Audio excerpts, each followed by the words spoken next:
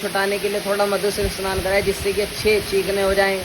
फिर उसके बाद जो सब लगा हुआ है, जैसे हम शैम्पू तेल वगैरह यूज़ करते हैं, इसी प्रकार से भगवान को अपने बूरे से स्नान करवाया जिससे कि जो सारा घी की चिकनाहट है वो सब हट जाएगी।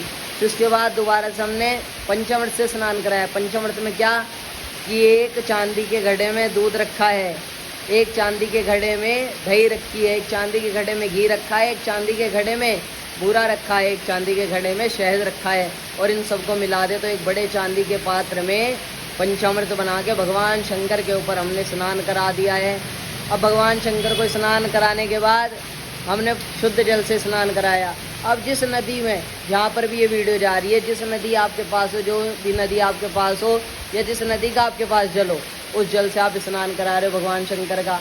अब हमने स्नान कराने के बाद अंग प्रोक्षण कराए।